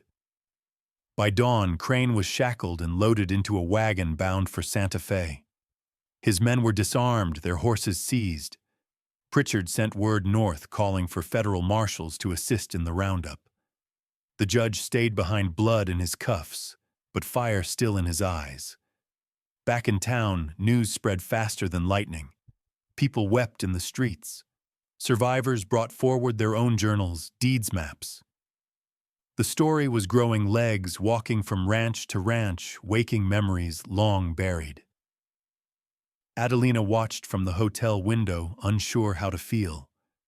Relief, maybe. But also something else, unease. Because while Silas was caged, the machinery he built still groaned beneath the surface. Men like him didn't rise alone, and shadows had long roots. Mateo entered quietly and placed something on the table. A letter from Amelia. It had been sealed and hidden in the cylinder's base, an afterthought maybe, or a last hope. Adelina opened it with shaking fingers. "If this reaches you, then I've already lost. But I hope you've won. If there's any strength left in you, go to the mesa where my mother's cross stands. There's something left there that belongs to us all." She looked up at Mateo. He nodded once. "We ride at first light," she said. "No more ghosts. It's time to lay them to rest." She didn't come to bury the past, she came to unearth what still breathed beneath it. The mesa stood quiet under the morning sky, a lone stretch of sandstone rising above the cottonwoods and sagebrush. The air was cool, still damp with dew, and the world below lay wrapped in hush, as if even the land knew something sacred was about to be revealed. Adelina reined in her mare near the edge, the wind catching her hair as she stared at the wooden cross ahead, weathered, tilting, slightly wrapped in faded blue ribbon. It was Amelia's mother's grave, but it was more than that. Mateo and Elias remained back near the horses, giving her space. The sky opened wide above her, light spilling across the dry ridges and the canyons that folded like secrets. It felt like a place where truth belonged, unhidden, unbound. She stepped forward, boots crunching against dry gravel, and knelt by the cross. From her pocket, she pulled the letter, reading Amelia's final lines again. "Go to the mesa. Something left there that belongs to us all." Behind the cross, tucked beneath a cairn of flat stones, she saw it. A rusted tin box, hinges nearly fused, buried deep in earth, hardened by time and grief. She dug it out with her bare hands, fingernails scraping blood breath quickening with every inch. When it finally came free, she held it like it might vanish. The latch broke loose with a snap. Inside were old maps, letters, black and white photographs curled at the edges. But on top of them all sat a leather ledger, thin, worn smooth. Adelina opened it, and the world around her seemed to still. Each page was lined with names, family names, ranches, parcels, detailed notations written in Amelia's delicate hand, cross-referenced against Crane's forged deeds and territorial grants. It was the key, proof of every theft. But more than that, it contained letters from others, testimonies, hidden correspondences between Amelia and landowners who had quietly resisted Crane's grip.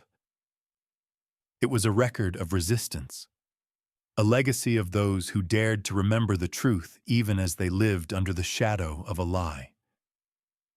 She turned to the last page, a single line written in faded blue ink. "Don't let them forget us.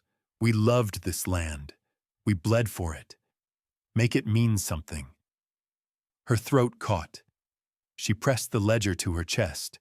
Behind her footsteps, "Mateo, you found it." She nodded. "It's all here. Every lie, every name, everything he tried to bury." He looked past her toward the eastern rise. "Then we've got work to do." They rode back slowly, the weight of the ledger heavy in her satchel, the sun climbing above the hills like a silent witness. By the time they reached town, a crowd had already gathered. Word had spread of Crane's fall. But they didn't cheer. They waited, anxious, uncertain, hungry for what came next. Judge Pritchard stood on the courthouse steps.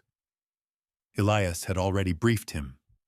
He held up a hand and gestured for Adelina. She stepped forward, drawing the ledger from her bag and raising it high. "This isn't just evidence," she called out, voice clear, steady. "It's a promise. One Amelia Espina died for. One we now carry." Gasps rippled through the crowd as she said the name Espina. Not lost, not erased. Crane may have tried to break us, but he didn't understand what it means to belong to the land, to bleed for it. This ledger proves what was taken, but we will decide what is given back. Pritchard stepped up beside her, placing a hand on the cover. "We begin hearings today. Restitution will be decided in open court. Every voice heard, every claim judged, fairly, finally." People cried. Others simply stood in stunned silence, the wind lifting their hats, brushing their faces like a blessing. That night, the hotel filled with neighbors, survivors, strangers alike.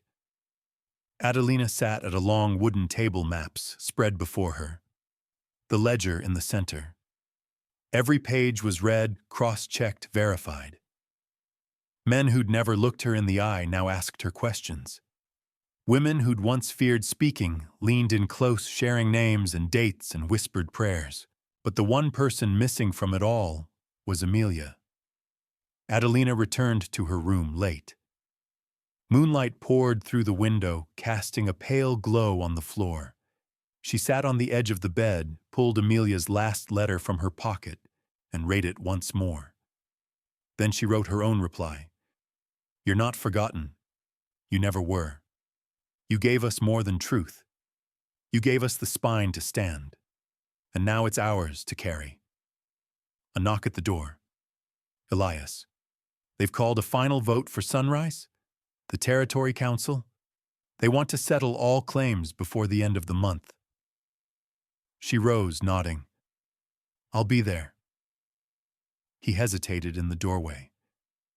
"You ever think about staying for good?" She looked around the room, its worn quilt, the books on the sill, the old oil lamp flickering low. "I do," she said. "More than I expected."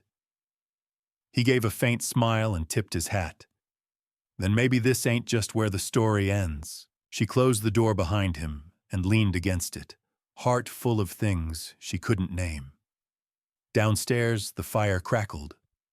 Outside, wind swept through the streets of a town no longer ruled by fear. She walked to the window and watched as the first hint of light touched the mountains. The educational lesson learned from this story is that the past, though buried, never loses its power to shape the future, especially when it's met with courage, memory, and justice. For those who've lived long and seen change sweep the land, it's a reminder that truth can outlast even the strongest lies, and standing for what's right often begins with one quiet voice. Legacy is not about what you leave behind, but what you restore while you're still here. It teaches us that healing doesn't erase the scars, it honors them. And sometimes the greatest gift we give to the next generation is simply refusing to forget.